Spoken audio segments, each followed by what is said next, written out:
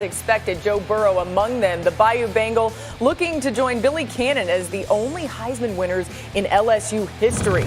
At the other end of the spectrum, it's Ohio State and Justin Fields looking to become the 8th winner in Buckeyes history, which would move them past Oklahoma and Notre Dame for most all time. And so is Chase Young, also from Ohio State, became the 4th D lineman ever to be invited to New York for the Heisman ceremony. He's been dynamic this year. And Jalen Hurts continued a recent trend, as Oklahoma has now had a quarterback as a Heisman finalist in 4 straight years. That's the first time that's happened for any school. Now, Burrow's season, as we do expect him to win it, has been one for the ages. He's poised to break Colt McCoy's single-season completion percentage record, and he's already made SEC history with the most passing touchdowns and yards in a single season. It seems for the 2nd straight year, we may get a guy that no one had ever even heard of or thought about before the season began, who winds up the #1 pick in the draft. And that brings in this man. There he is. Mel Kiper Jr. is ready to go this morning. So now Joe Burrow has the SEC championship. He has 1 or maybe 2 games left to go. Where do you see him at this stage of the evaluation as we start looking ahead all the way to April?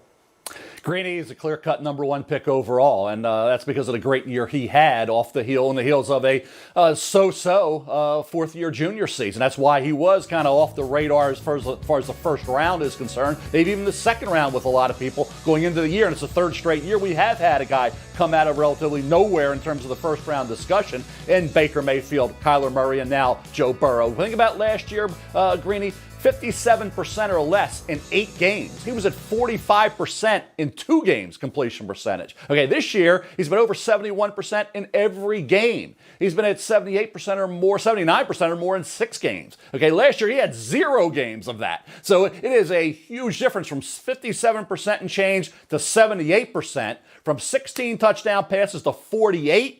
That's the reason, Greeny, he went from a guy people were thinking 3rd, 4th round to the #1 pick overall for a 5th-year senior. When did you ever think you'd see a 5th-year senior quarterback in this day and age? You didn't think you'd see it, but we have it now in Joe Burrow as maybe the #1 pick, or I should say as the #1 pick overall. Fair, and he is 3 years older than Trevor Lawrence is right now. We all know that Lawrence, the star quarterback at Clemson, is not eligible to come out this year. So I'm asking you a hypothetical, and I know you hate that, so I grant that ahead of time.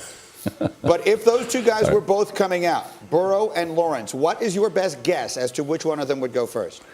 Well, it's interesting. Yeah, you got Trevor Lawrence was the #1 guy. He's like Andrew Luck. He was always considered #1. It was he and Justin Fields coming out of high school. Joe Burrow had to say, hey, I got to beg people to get me. Ohio University, with his father offered him, and then Ohio State came in. Nobody really was interested. Remember Josh Allen? Nobody wanted Josh. He ended up at Wyoming. Now he's a heck of a quarterback. So Joe Burrow's going to be the #1 guy. Josh was a top 10 pick. And he's having a real great start to his career and proving all those doubters and skeptics wrong. I think with Joe Burrow, I think where he is right now is based on the performance from start to finish and that consistency. Trevor Lawrence hasn't had that yet. And the first 7 games this year, Greeny, Trevor Lawrence was 14 touchdowns, 8 interceptions.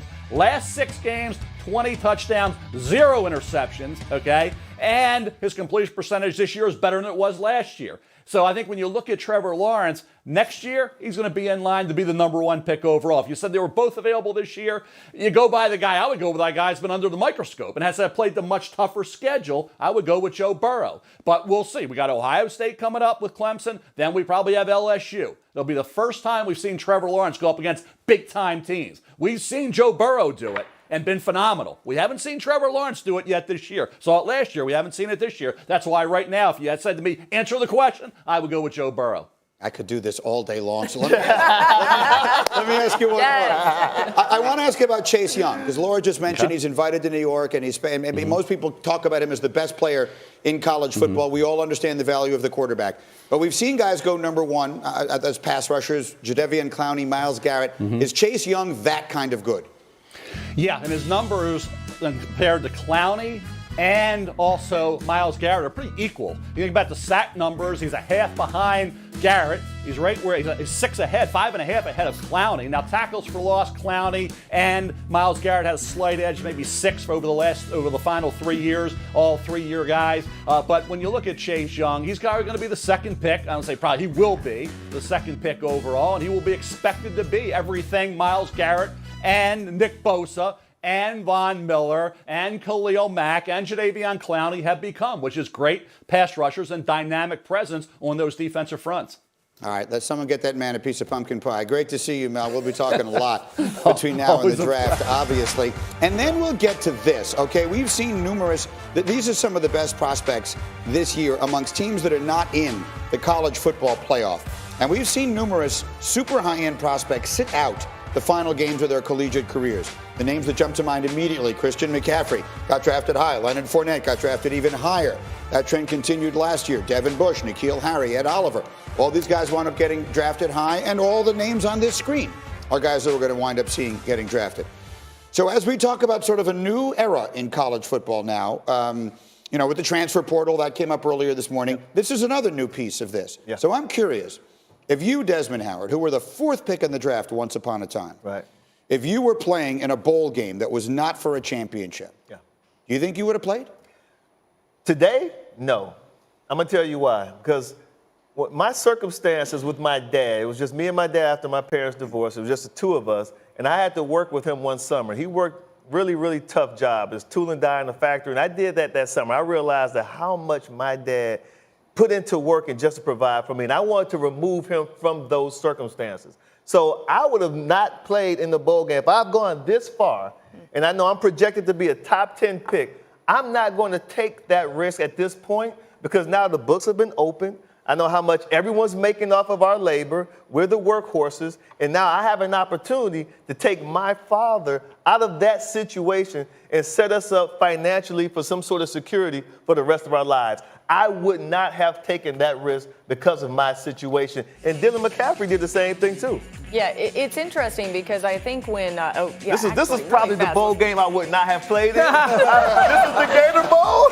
I actually had a great game. I had 2 touchdowns against Ole Miss. Get him! But those highlights would not exist today because I would not have played in the Gator Bowl. And I see what you're saying. I mean, look, everybody's family situation is so important in trying to figure out what you would do here. But the one thing I would point to is last year I was on the sideline for the Citrus Bowl, which featured Penn State and Kentucky. And Kentucky had some big-time guys, one of them being Josh Allen, who ends up being the 7th overall pick.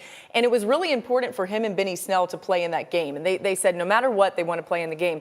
It was a championship atmosphere there. That game meant a lot for them. They had a legacy at Kentucky that they wanted to solidify with a 10-win season. So I do think it's situational, but there are some of these bowl games that really matter to these players. Yeah, I was part of one. I mean, when I went to school, I'm from Connecticut, and I went to UConn when they just started to get into back then 1A football. And so when my senior year, we had the chance to go and play in a bowl game. It was our school's first bowl game ever.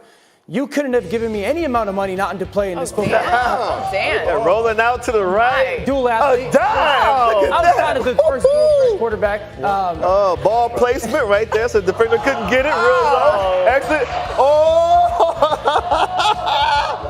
Man, I'm dead. I had to pay that guy boy. $20 to hold that up.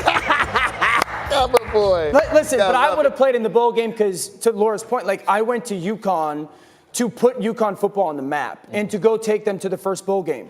But my circumstances were completely different than yours, Des. I think your story is incredible. And I think Dez's story, so people understand it, is more of what college football is than mine. Yeah. More people need to understand, a lot of these kids that have the opportunity to play in the bowl game, their choice may not be yes or no. It may only be no because not only have I worked 8, 9, 10 years to get to this moment, my family has sacrificed a ton. Absolutely. And it's time to go take the next step and do what Desmond was talking about with his family. My circumstances weren't great in college, but I would have gone to the bowl game if they had free beer.